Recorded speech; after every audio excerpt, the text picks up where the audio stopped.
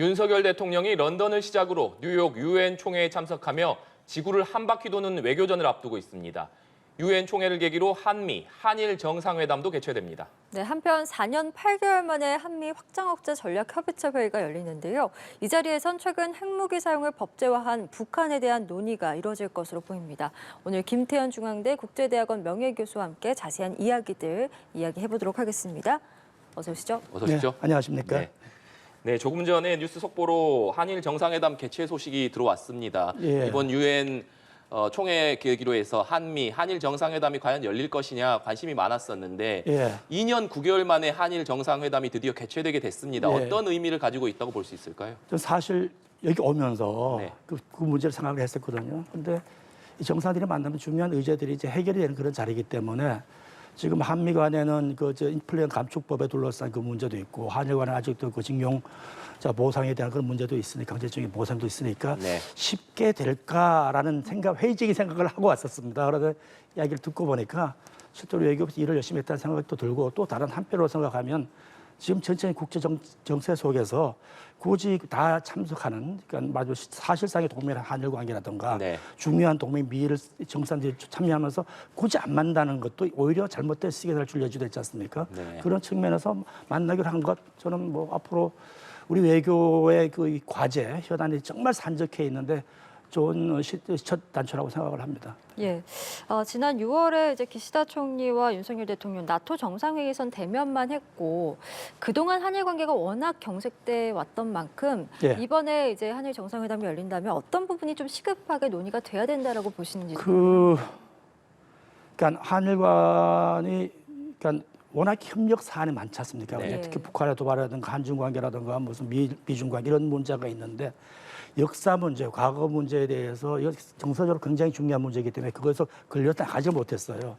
그래서 보통 이제 정권이 바뀌면, 정부가 바뀌면 어떤 계기를 통해서든 간에, 왜냐하면 과거 정부에서 이래저래 해가지고 앙금이 쌓이다 보면 풀기가 더 어려진다는 거죠. 그러니까 정부 바뀌었으니까 새로운 계기로서 어떤 그런 식의 어떤 미래지향적이고 건설적으로 해법을 저는 외교부에서 혹은 주일 대사관에서 하고 있는 걸로 알고 있고 먼저 성과가 있다고 생각을 합니다. 그래서 지금 시점에서 물론 이제 국민들의 정서를 달래주는 것도 굉장히 중요하겠지만 또 국가 이익적 차원에서는 한번 기대를 갖고 내다보는 게 좋을 것 같습니다. 네, 알겠습니다. 유엔 총회 얘기는 대담 뒷부분에서 다시 한번 다뤄보기도 하고 이번에는 리잔수 중국 인민대표대회 상무위원장 방한 얘기를 좀 해보도록 하겠습니다. 잠시 후에 2박 3일 일정으로 우리나라를 방한할 예정입니다. 중국 내 서열 3위 또 우리나라의 국회의장격에 해당하는 상당히 고위층 인사인데요. 한중 관계가 지금 정체돼 있는 상황에서 굉장히 이런 고위급 인사가 오는 것, 어떤 이 물고 한중 관계에 정체된 상황 속에서 물꼬를 틀 수 있을 것이다 이런 관측들이 나오는데 어떻게 보십니까? 이게 사실은 별거 아닌가. 우리 지금 요새 뉴스를 보면 거의 뭐 국내 정치 뉴스로 잡혀 있는데 사실 지금 앞으로 우리 대통령 오늘부터 시작해가지고 의장의 방문부터 시작해가지고 우리 대통령의 그 순방까지가 저는 우리 외교에 굉장히 중요한 현안을 다 짚어나갈 거라고 생각을 합니다. 가장 중요한 거는 결국 미중 전략적 경쟁 사이에서 우리나라의 어떤 행보랄까 이런 거 아니겠습니까? 그게 나오는 거고, 그다음에 북한 문제도 있고, 그다음에 유엔에 가서 큰 외교도 하는데 중국 문제는 그렇습니다. 사실은 올해가 중국 한중 관계 이제 국교 수교 30주년이란 말이죠. 그리고 중국 관계는 역사적으로든 지리적으로든 그야말로 불가원의 관계입니다. 그런데 또 따지고 보면 지난 몇 년의 우리 경험을 보면 또 너무 가까워질 수도 없는 불가근의 관계라서 일종의 한중 수교 30주년 맞아서 리세팅을 할 타이밍이 아닐까라는 생각이 들거든요. 그런데 지금 현재로서는 그게 이런 새로운 출발을 하는데 더 깊어지든 또 뭐 혹은 어느 정도 거리를 조정을 하든 간에 정상 차원에서 하면 좋겠지만 중국의 국내 정치 일정이 있지 않습니까? 그죠? 조만간 이제 24 당대회가 있는데 그때 시진핑 주석의 3연임이 결정이 될 거란 말이죠. 되느냐 안 되느냐. 그런 시점이니까 아직까지 정상 차원까지 못 가고 당 서열 3위에서 또 그런 좀 명분도 있지 않습니까? 그러니까 우리 박병석 의장께서 또 베이징 올림픽에 갔던 것도 있고 또 하나는 지난 한 달쯤 전에 우리 미국의 서열 3위 낸시 펠로시 하원 의장이 왔었어요. 거기에 대한 어떤 매칭도 되고 해가지고 일종의 중국 입장에서도 이 한중 관계에 대해서 30주년의 계기도 있고 하니까 한번 그야말로 어떻게 될 것이냐 타진하는 우리 입장에서도 굉장히 중요한 중국 입장에서 중요한 그런 계기가 되는데 조금 더 말씀드릴 것 같으면 저는 사실은 이 중국과 미국 사이가 막 관계가 나빠지고 있고 경쟁적으로 가는데 우리나라가 둘 다 중요하니까 우리 어떡하지라고 걱정을 하고 막 우려하는 경향이 있는데 네. 저는 우리 외교가 너무 수혜적이고 방어적이라고 생각을 해요. 그런데 반대로 적극적으로 생각할 필요가 있다고 생각하는데 중국과 미국하고 그렇게 경쟁이 심해지면 우리의 몸값이 어떻게 될까요? 모르겠죠. 올라갈까요? 네. 높아지지 않겠습니까? 예. 지금 북한이 좀 미중 관계가 나빠지고 러시아도 그러고 있으니까 북한이 몸값이 높아져가지고 겁도 안 내고 막 실험한다고 막 그러지 않습니까? 그런 것처럼 우리가 외교적 활용할 수 있는 여지가 있습니다. 사실 그런 사이에서 이제 적극적인 외교를 하면 혹은 공세적인 외교를 하면 너무 걱정할 필요가 없고 저는 윤석열 외교 대통령께서 조금만 더 익숙해지시면 그런 시기를 해낼 거라고 생각을 합니다. 기대를 예. 합니다. 리잔수 중국 상무위원장이 이제 내일은 윤석열 대통령을 예. 직접 예방을 하는데 앞서서 한중수교 30주년만큼 뭔가 리세팅할 타이밍이다라고 말씀해 주신 만큼 예. 유엔 총회를 앞두고 좀 윤 대통령과 시진핑 주석의 만남과 관련해서도 논의가 오갈지도 좀 주목이 되거든요. 실제로 그러니까 아까 제가 말씀드렸듯이 지금 당대회에서 시진핑 주석의 3연임이 확정되느냐 그리고 또 그것이 이제 전인대에서 내년 1월에 열리는 전인대에서 확인이 돼야 돼요. 그러니까 아마 직접적인 정상회의는 내년으로 넘어갈 거고 그걸 내다보면서 지금 합의를 하기는 어려울 것 같고 다만 우리가 지난 정부에서도 계속 그 시진핑 주석의 방한을 고대를 했지 않습니까? 예. 거기에 대한 어떤 긍정적인 시그널. 그러니까 예를 들어서 시진핑 주석의 중국의 국내 일정이 정치 일정이 순조롭게 마무리가 되면 충분히 방한을 하실 수 있겠다라는 쪽으로 이야기가 되지 않을까 저는 네. 기대를 합니다. 네, 방안을 시진핑 주석의 방안하는 쪽으로 기대를 해보겠다 이렇게 말씀하셨는데 또 한중 간의 가장 큰 현안이라고 한다면 사드 문제가 있지 않겠습니까? 예. 윤석열 정부에서 사드 기지를 정상화하겠다라고 밝힌 이후에 실제로 지금 군 기지의 정상화 작업이 이루어지고 있는 상황이기 때문에 예. 이 부분에 관련해서 리잔수 위원장이 지적을 하거나 얘기를 하지 않을까 이런 관측들도 나오거든요. 이 부분은 어떻게 보고 계십니까? 저도 그럴 거라고 생각을 합니다. 지난번에 이제 박진 외교장관이 갔을 때도 삼불 일한인가 네. 이런 식의 이야기를 했지 않습니까? 우리 쪽에서는 그게 우리 주권 상황이기 때문에 할 수 없다 그랬지만 중국의 그전 입장이고 그래서 외교라는 게 그냥 자기 입장을 던지는 거로 굴러가는 거예요. 그래서 우리 쪽에서 예를 들어 중국한테 한한령을 좀 풀어달라, 완화해달라 또 이런 식의 요구를 했지만 또 중국은 중국 나름대로 국내적인 이유가 있기 때문에 계속 밀고 나가고 있고 해가지고 네. 그런 이야기는 나오겠지만 또 우리 쪽에는 우리 입장만 전달하는 쪽으로 나가도 거기서 결론을 내릴 필요 없다고 생각을 네. 합니다. 예. 갈등이 더 부각되거나 더 깊어질 가능성은 없다. 이렇게 보시는 그렇게 보지는 않습니다. 네. 예, 알겠습니다. 북핵과 관련해서도 좀 이야기를 해보겠습니다. 네. 김정은 국무위원장이 지난 8일에 최고인민회의 연설에서 미국을 견제해야 할 우리로서는 절대로 핵을 포기할 수 없다 이렇게 밝혔습니다. 이 자리에서 이제 핵무기 사용과 관리 또 개발에 대한 규정을 법제화를 했는데 이 부분에 대해서 북한의 지금 이런 대응들 어떻게 또 평가하고 계신지도 궁금합니다. 실제로 아까 우리 한중 국교 수교 30주년 했지만은 네. 또 따지고 보면 북핵 30주년입니다. 지금 따지고 보면. 근데 북핵 30년 왔는데 그동안에도 북한이 핵을 개발하는 것이 실전용 군사용이냐 아니면 협상용이냐라는 식의 논쟁을 놓고 많이 해왔는데 간만 맞으면 또 협상도 할 수 있는 거고 아니면 계속 가는 거고 그런 거 아니겠습니까? 좀 지금에서 보면 저는 전체적으로 북한이 그 협상을 통해서 핵을 포기하는 것보다는 오히려 그 전력화하는 쪽으로 더 갈 가능성이 있다고 생각을 합니다. 여러 가지 이유가 있죠. 프로그램 자체가 워낙 많이 진전이 됐다는 것도 있고 국제 정세가 한편으로는 북한한테 위협이 될 수도 있지만 또 다른 한편으로는 중국과 러시아의 어떤 지원을 기대할 수 있는 그런 충분히 갈 거라고 생각하는데 그럼에도 불구하고 안보적인 대가라든가 경제적 대가 그래서 예. 우리 윤 대통령께서 그 담대한 구상 이런 말씀을 하셨는데 그런 식의 그러니까 간만 맞으면 여전히 협상이 여전히 있다고 생각을 하는데 다만 북한이 부르는 값은 높아졌기 때문에 네. 협상에서 조만간 타결을 보기는 어렵지 않을까 네. 이렇게 생각을 합니다. 말씀하신 대로 협상 타결이 쉽지 않은 상황인데 네. 지금까지 북한이 핵무기와 관련돼서 최근에 가장 달라진 점이라면 일단 북한이 핵무기를 선제적으로 사용할 수 있겠다. 핵무력을 법제화한 것. 이것이 과거와 크게 달라진 점 아니겠습니까? 이 때문에 한미 간의 대응도 과거보다는 확연히 달라질 수밖에 없을 것 같은데 이런 차원에서 지금 미국에서 열릴 예정인 한미 확장 억제 전략 협의체 이것이 또 북한에게는 경고의 메시지가 될 수도 있을 것 같은데 어떻게 보십니까? 정확히 말씀인데 사실 핵무기라는 게 사용할 수 있는 무기가 아니라는 인식이 상상이 안 가잖아요. 실제로 뭐 2차 대전 때 사용한 적도 없고 그러니까 이제 북한의 핵무기를 한쪽에서는 그러니까 평가절하는 경우도 있어요. 군사력이든 정치적 의미를. 거기에 대해 가지고 이런 법제화를 함으로써 핵무기가 가질 수 있는 효과, 억제 효과라든가 이런 것들을 북한이 명시했다고 볼 수 있고 또 마찬가지로 북한이 핵을 사용하든 안 해도 상관없이 우리 입장에 대비를 해야 되지 않습니까? 거기에 대한 대비 가장 큰 게 이제 확장 억제. 그게 이제 북한이 제1차 핵 실험을 했던 2006년부터 이제 한미 간에서 이제 논의되기 시작했던 건데 확장 억제라는 것도 그런 겁니다. 이게 심리적인 거거든요.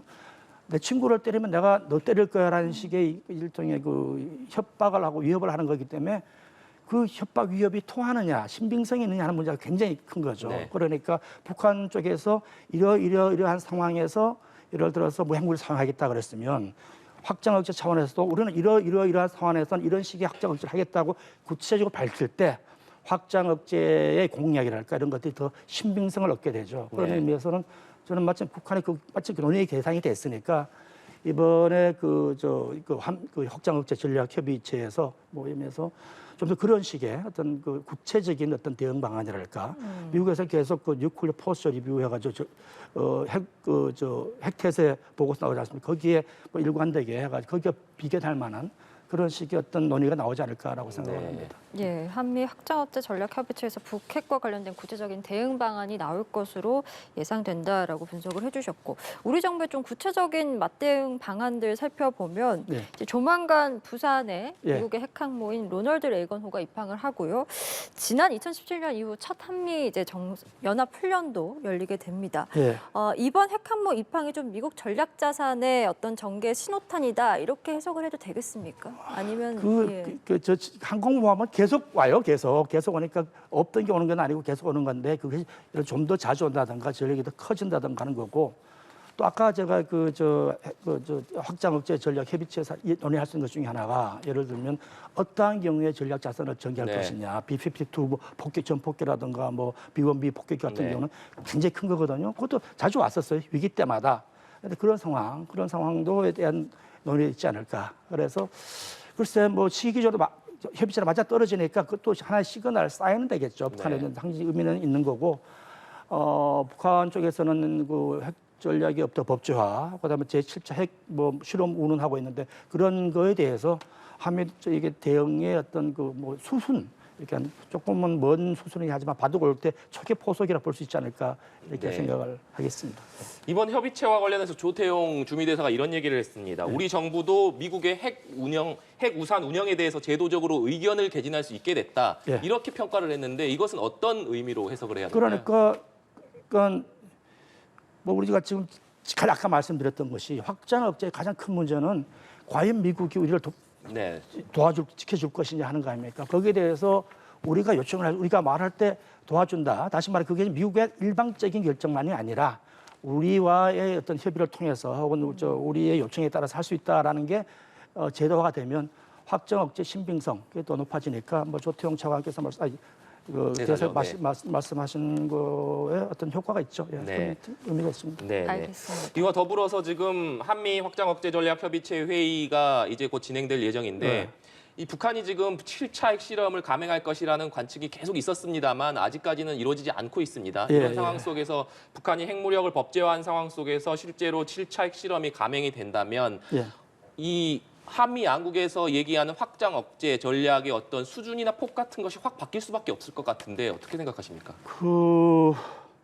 글쎄 북한이 이제 핵실험을 할 것이야 말 것이야 저는 전에 할까 했다가 틀린 적도 있고 막 그런데 또 뭐 많은 북한 전문가들의 입장에 볼 때는 중국의 그 당대회 끝나면 10월 이후에 하지 않을까라는 이야기가 나오긴 해요. 근데 저는 북한이 굳이 핵실험을 해서 법제화도 있었고 이미 북한이 충분한 핵 전력을 과시를 한 상황이거든요. 그런데 이 상황에서 굳이 해서 뭐 실익이 뭐가 있을까? 뭐 이렇게 아마 그 핵실험을 하게 되면 틀림없이 유엔 안보리로 가가지고 네. 전에 했던 그 후속 조치로서 어떤 뭐 제재 논의가 들어갈 겁니다. 거기에서 중국과 러시아가 아마 거부권 행사할 가능성도 있고 네. 그런 거를 과시한다면 모를까? 굳이 그 핵전력 과시가 있을까라는 생각이 드는데 만약 그렇게 되면 그런데 이제 예를 들어 유엔 쪽에서 어떤 제재나 이런 조치가 미흡하다 그러면 다행히 우리나라나 그 미국을 둘러싼 그 동맹국 입장에서는 불안하고 뭔가 일방적 조치를 강화해야겠다 해가지고 아까 말씀드렸듯이 전략 자산이 동원될 수도 있고 이런 네. 조치가 있겠지만 뭐 그렇다고 해서 우리가 저지를 할 수 있는 것도 아니니까 뭐 전체적으로 한반도 긴장이 고조가 될 그러니까 제가 보기에는 북한이 뭐 법제로 하는 것들은 마냥 미국 대화 안 하고 할 수도 없거든요. 대화를 하긴 해야 되는데 최선 시점에서 몸값 높이겠다. 네. 그런데 이제 지금 시점에서 핵실험하는 것이 몸값 높이는 데 도움이 될 것이냐 안 될 거냐를 재고 있겠죠. 제가 보기엔 굳이 할 필요가 있을까 생각했는데 그렇게 되면 대화 시작은 어려워지지 않을까 해가지고 네. 그런 생각을 네. 해봅니다. 예. 이런 상황에서 윤 대통령이 이번 유엔 총회 기조연설에서 조금 대북 메시지와 관련해서 어떤 메시지를 내놓으리라고 보십니까? 담대한 구상 뭐 다시 말씀하시겠죠. 그러고 그게 저는 문재인 대통령이 그전 정부에서 북한에 대한 제안한 것들이 담대하지 않고 크지 않아서 뭐 북한이 안 받아준 건 아니지 않습니까? 그래서 좀 더 폭넓은 식의 어떤 제안이 들어갈 거라 생각을 하는데 아직 구체적인 내용은 아직 밝히질 않았고 어떤 지금 우리 윤 정부 입장에서는 북한 우리가 정부가 바뀌었는데 앞으로 5년 동안 집권을 할 건데 그 사이에 무슨 어떤 긍정적인 방향에서 남북 관계를 관리해 나갈 것이냐 시그널을 하는 거니까 그런 차원에서 한 번 더 말씀하시지 않을까 생각을 하고요. 저는 아까 사실 유엔 방문이 중요하다고 생각을 했는데 네. 아까 이제 뭐 중국과 미국 사이 전략적 경쟁이 있으면 우리의 몸값이 높아진다는 이야기를 했지 않습니까? 네. 가만히 있어 높아지는데 사실 우리가 몸값을 높일 수 있는 가장 큰 무대가 국제 무대입니다. 그러니까 이제 강대국들이 그런 식의 경쟁을 할 때 우리나라와 같은 중견국이나 혹은 중소국들은 불안해할 수밖에 없거든요. 그럴 때 우리나라가 중견국으로서 어떤 외교적 위치를 잘 설정하고 그다음에 중소국들에 대한 어떤 지침을 줄 수 있으면 거기서 외교를 키울 수 있다고 생각해요. 그러면 그게 우리의 몸값이 되기 때문에 네. 저는 이번에 대통령께서 유엔에 가시면 북한 메시지뿐만 아니라 전 세계에 대한 메시지가 뭔가를 한번 주목해 볼 필요가 있다 이렇게 생각을 합니다. 네. 마지막으로 이 질문 드려보겠습니다. 유엔 총회를 계기로 해서 한일 정상회담이 개최된다는 말씀 드렸고 예. 한미 정상회담도 예정돼 있는데 예. 지금 한미 양국 간 큰 현안이라고 한다면 미국의 인플레이션 감축법 시행에 따른 한국산 전기차의 차별 문제 아니겠습니까? 예, 우리 정부가 계속해서 미국의 대책 마련을 요구하고 있습니다만 지금까지 미국 정부에서는 별반 대책을 내놓지 않고 있는 상황이거든요. 한미 정상회담에서 이 부분이 현안으로 다뤄질 수 있을까요? 그 현안 다루지 않으면 사실은 또 국내적으로 비판을 받을 수 있기 때문에 다루긴 네. 다룰 까 생각하는데 뾰족할 수는 없을 것 같아요. 이게 이제 법으로 의회 통과한 거고 사실은 그 전에 저는 우리 외교부에서 왜 법 제정 과정에서 관여를 못했냐라는 식의 이제 원망을 했었는데 네. 비판을 했었는데 조태용 대사 말 보니까 했는데도 국내법적인 법 제정 과정에서 우리의 외교 영향이 한계가 있었다 했거든요. 근데 사후니까 거기서 뭘 하기는 어려울 것 같고 더군다나 또 하나는 뭐냐면 지금 바이든 대통령이 11월에 중간 선거를 앞두고 굉장히 네. 그거를 팔고 있지 않습니까? 정치적으로.